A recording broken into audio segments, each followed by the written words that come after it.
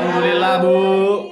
Baiklah, sebelum kita mulai perkuliahan pada pagi hari ini, alangkah baiknya kita berdoa terlebih dahulu. Berdoa dipersilakan. Bismillahirrahmanirrahim. Sudah selesai?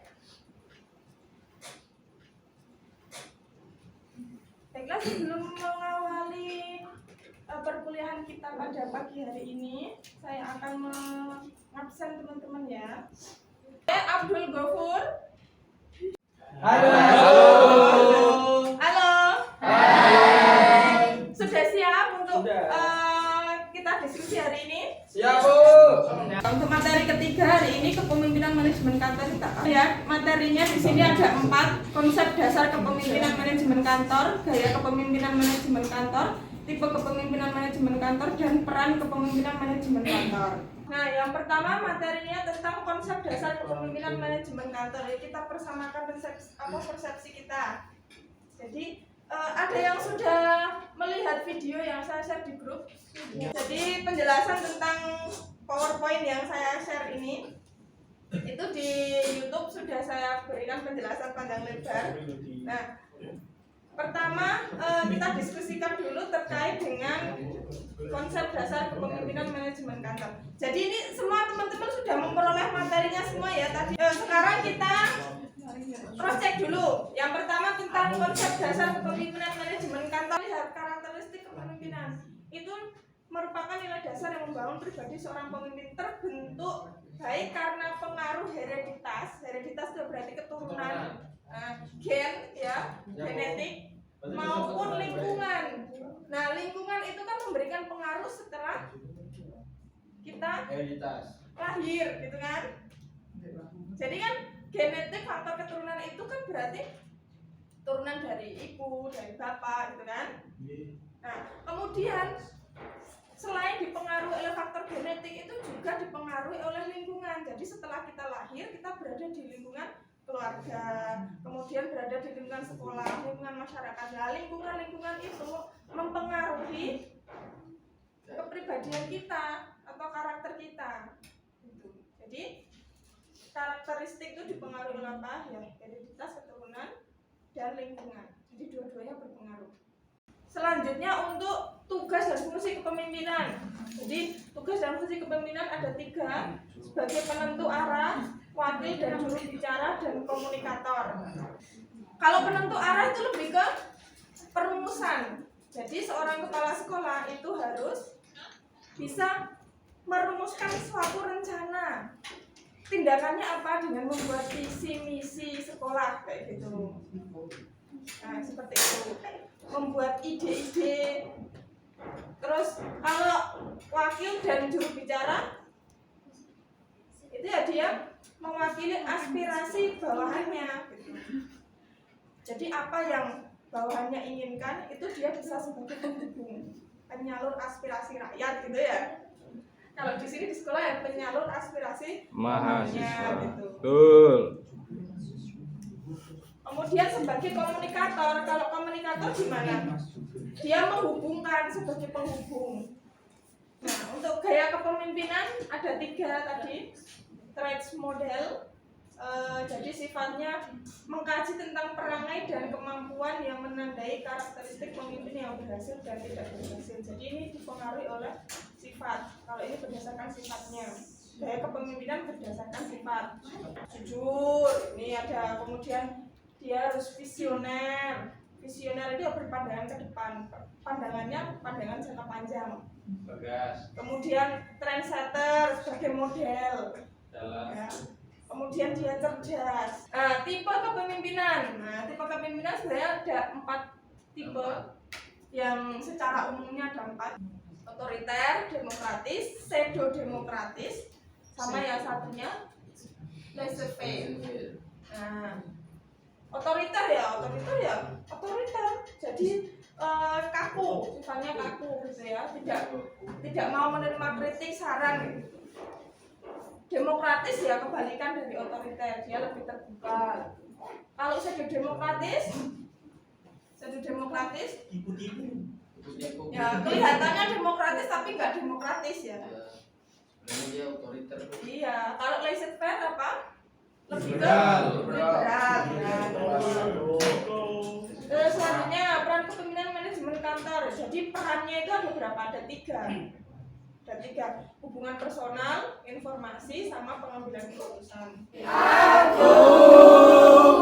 Tak melakukan hal yang biasa, bukan karena tak bahagia lagi, tapi rindu sadari, belajar bisa sambil bermain. Itu di grup sudah saya share materinya. Jadi nanti per kelompok silakan baca per subtemanya, per submateri. Jadi ini berarti kelompok 1 nanti baca tentang konsep dasar kepemimpinan manajemen kantor. Ya. Kelompok 2 tentang gaya kepemimpinan manajemen kantor. Kelompok 3 tentang tipe kepemimpinan manajemen kantor, dan yang terakhir kelompoknya Mas Rizal, peran kepemimpinan manajemen kantor. Nah, silakan dibaca khusus yang materi itu saja, yang submateri itu. Senantiasa menarik perhatian untuk disukai itu tenaga kesulitan.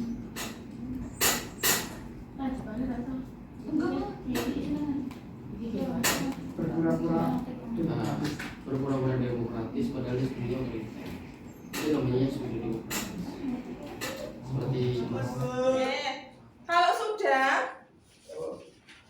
nanti kelompoknya anggotanya pindah.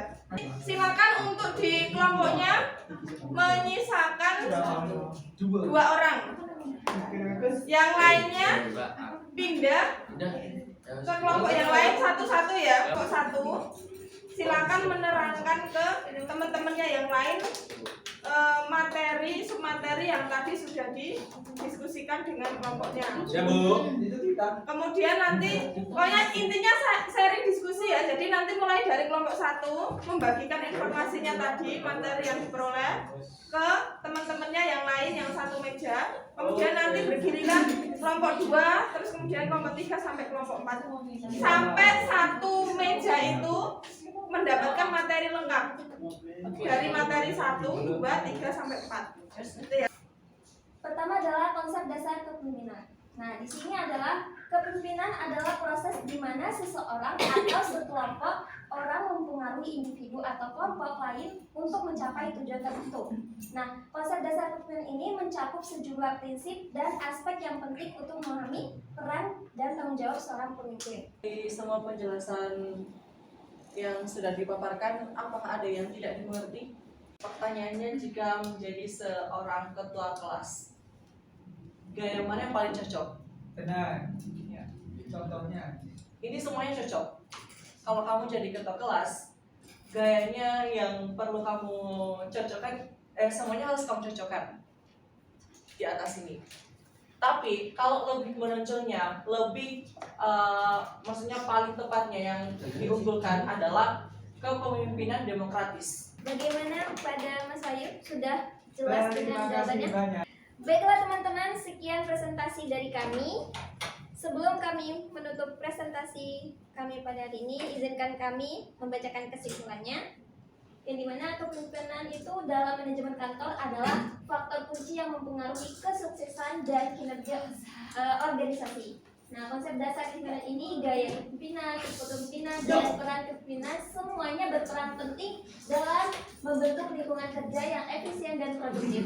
Pemimpinan kantor ini memiliki peran dan mengatur prioritas, memotivasi, membimbing, dan mengalokasi mengelola konflik dan mengambil keputusan bijak.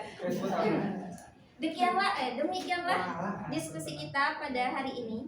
Kurang lebihnya kami mohon maaf. Kami akhiri. Wassalamualaikum warahmatullahi wabarakatuh. Waalaikumsalam warahmatullahi wabarakatuh. Ada studi kasus di sini. Sumber daya manusia di SD Subhanul Waton dalam kualifikasi pendidikan sudah cukup baik. Dengan hampir seluruh tenaga pendidik yang ada di SD Subhanul Waton sudah memiliki ijazah sarjana pendidikan. Tetapi seluruh tenaga pendidik berstatus honorer dan tidak ada keharusan mereka untuk mengabdikan diri sampai usia tua. Sehingga sewaktu-waktu mereka berhak untuk mengajukan surat pengunduran diri dari lembaga tersebut. Nah, ini tugasnya untuk tiap kelompok ya, kelompok 1 sampai 4.